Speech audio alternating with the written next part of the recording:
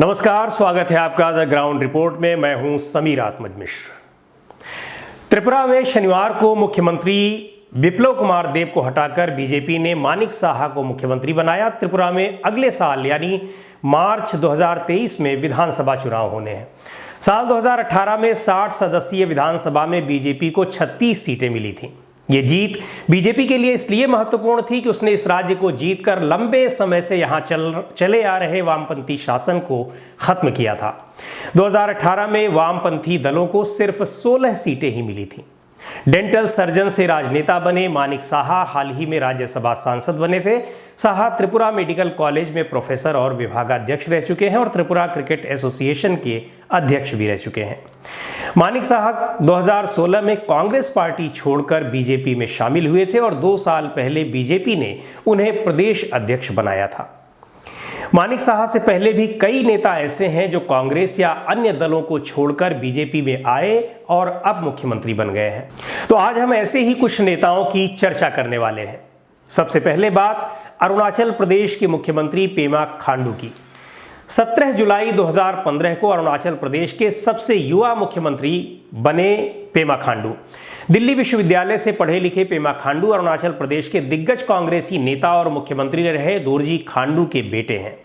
साल 2011 में एक हवाई दुर्घटना में दोरजी खांडू की मौत हो गई थी। पिता की मृत्यु के बाद उन्हें अरुणाचल प्रदेश की सरकार में जल संसाधन और पर्यटन मंत्री बनाया गया। फिर जून 2011 में अपने पिता के निर्वाचन क्षेत्र मुक्तो से इन्होंने विधानसभा चुनाव निर्विरोध जीता। 2014 में इसी विधानसभा सीट से पेमा खांडू ने फिर विधानसभा चुनाव लड़ा और फिर निर्विरोध जीते। 17 जुलाई 2016 को 37 वर्ष की उम्र में उन्हें मुख्यमंत्री बनाया गया। अब तक वो कांग्रेस में ही थे। कुछ नेताओं को इस बात की शिकायत रहती है कि वो मुख्यमंत्री नहीं बन पाए और ऐसी स्थिति में कई बार पार्टी छोड़कर दूसरी पार्टी में चले जाते हैं, लेकिन पेमा खांडू का मामला उससे अलग था। मुख्यमंत्री बनने के महज कुछ महीने बाद 16 सितंबर 2016 को पेमा खांडू अपने सभी विधायकों के साथ भारतीय राष्ट्रीय कांग्रेस को छोड़कर पीपुल्स पार्टी ऑफ अरुणाचल में शामिल हो गए और बीजेपी के साथ मिलकर उन्होंने सरकार बनाई। इसके 3 महीने बाद यानी 31 दिसंबर 2016 को Pema Khandu people's party of Arunachal के 33 विधायकों के साथ बीजेपी में शामिल हो गए और एक बार फिर उन्होंने सरकार बनाई, लेकिन अब वो बीजेपी के मुख्यमंत्री थे। 2019 में बीजेपी ने पेमा खांडू के ही नेतृत्व में चुनाव लड़ा और चुनाव जीता। खांडू फिर मुख्यमंत्री बने। दिलचस्प बात यह है कि 2014 में पेमा खांडू कांग्रेस में थे और उस वक्त कांग्रेस को 60 सदस्यीय अरुणाचल प्रदेश की विधानसभा में 42 सीटें और बीजेपी को 11 सीटें मिली थीं। 2019 में बीजेपी को 41 सीटें और कांग्रेस को 4 सीटें मिली। पेमा खांडू के बाद असम के मुख्यमंत्री हिमंता बिस्वा शर्मा का नाम आता है, जो पिछले साल यानी 2021 में असम के 15वें मुख्यमंत्री बने। उन्हें सर्बानंद सोनोवाल की जगह यह जिम्मेदारी दी गई। हिमंता 2015 में कांग्रेस से नाराज होकर बीजेपी में शामिल हो गए थे। 2016 के विधानसभा चुनाव और 2019 के लोकसभा चुनाव में हिमंता बिस्वा शर्मा का जोरदार प्रचार अभियान बीजेपी की जीत के प्रमुख कारणों में से एक माना गया। हिमंता बिस्वा शर्मा असम की जालुकबारी विधानसभा सीट से लगातार 5वीं बार विधायक चुने गए हैं। सर्बानंद सोनोवाल की कैबिनेट में वो मंत्री थे, लेकिन बाद में बीजेपी ने अपने पुराने नेता को किनारे लगाकर हिमंता बिस्वा शर्मा पर भरोसा किया और उन्हें मुख्यमंत्री बनाया। हिमंता बिस्वा शर्मा ने बीजेपी को न सिर्फ असम बल्कि पूरे उत्तर पूर्व में काफी फायदा पहुंचाया। अगला नाम आता है मणिपुर के मौजूदा मुख्यमंत्री एन बीरेन सिंह का, जो कि 2017 के विधानसभा चुनाव से ठीक 1 साल पहले 2016 में कांग्रेस पार्टी छोड़कर बीजेपी में शामिल हो गए थे।